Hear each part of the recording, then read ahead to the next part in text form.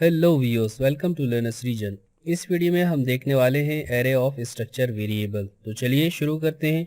जैसे हम built in data type के द्वारा वेरिएबल का एरे डिक्लेयर कर सकते हैं, इसी प्रकार हम स्ट्रक्चर वेरिएबल का भी एरे डिक्लेयर कर सकते हैं। हम देख सकते हैं बिल्ट इन डेटा टाइप्स का एरे डिक्लेरेशन। इसमें सबसे पहले हमें डेटा टाइप देना होता है, फिर एरे नेम और फिर स्क्वायर ब्रैकेट्स में साइज। इसका एग्जांपल हम देख सकते हैं INT ARR और साइज 5।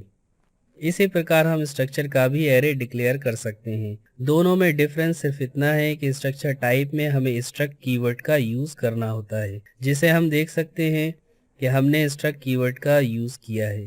अब हम देखते हैं इसका एक कंप्लीट एग्जांपल। इसमें हमने प्रोडक्ट की 3 बेसिक इंफॉर्मेशन को स्टोर करने के लिए तथा उन्हें डिस्प्ले करने के लिए एक स्ट्रक्चर बनाया है। इसके लिए सबसे पहले स्ट्रक्ट कीवर्ड, फिर स्ट्रक्चर का नेम रखा प्रोडक्ट और इसमें 3 variable P name, P code और प्राइस डिक्लेयर किए। मेन फंक्शन में प्रोडक्ट का एक वेरिएबल डिक्लेयर किया जिसे हमने एरे टाइप डिक्लेयर किया और इसका साइज 3 दिया। इसमें हम 3 अलग अलग प्रोडक्ट की इंफॉर्मेशन रख सकते हैं। यूजर से डेटा इनपुट करने तथा उस डेटा को स्ट्रक्चर वेरिएबल में स्टोर करने के लिए इनपुट लूप चलाया, प्रिंटफ से मैसेजेस दिए और स्कैनफ से स्ट्रक्चर वेरिएबल में डेटा स्टोर किया।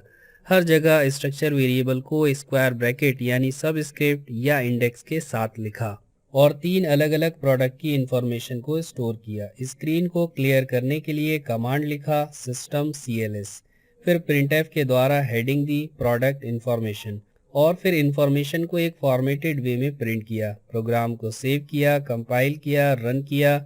आउटपुट में मैसेज मिला, एंटर प्रोडक्ट नेम हमने दिया माउस, एंटर प्रोडक्ट कोड हमने दिया 111, एंटर प्रोडक्ट प्राइस हमने दिया 300। ये पहला रिकॉर्ड कंप्लीट हुआ। फिर दूसरे रिकॉर्ड के लिए मैसेजेस मिले, फिर हमने डेटा फीड किया। फिर तीसरे रिकॉर्ड के लिए मैसेजेस मिले और हमने डेटा फीड किया।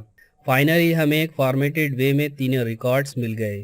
तो इस प्रकार हम एरे ऑफ स्ट्रक्चर वेरिएबल बनाकर मल्टीपल रिकॉर्ड्स पर काम कर सकते हैं।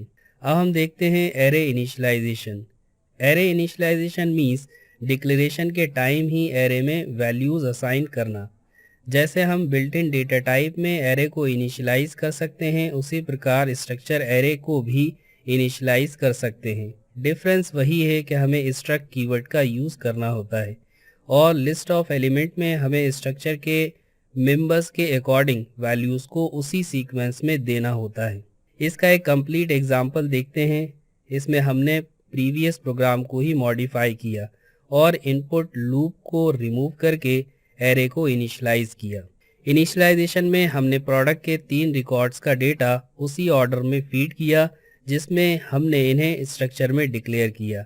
स्ट्रक्चर एरे को इनिशियलाइज करते समय हमें इसके ऑर्डर का ध्यान रखना होता है। इसके बाद हमने फॉर्मेटेड वे में डेटा को प्रिंट किया, प्रोग्राम को सेव किया, कंपाइल किया, रन किया। आउटपुट में हमें प्रोडक्ट के 3 रिकॉर्ड्स जिन्हें हमने इनिशियलाइज किया था वो प्रिंटेड वे में हमें मिल गए। तो इस प्रकार हम स्ट्रक्चर वेरिएबल का एरे बना सकते हैं तथा उसे इनिशियलाइज भी कर सकते हैं।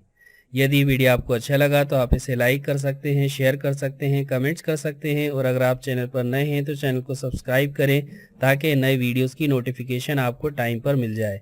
Thanks for watching, till then good bye.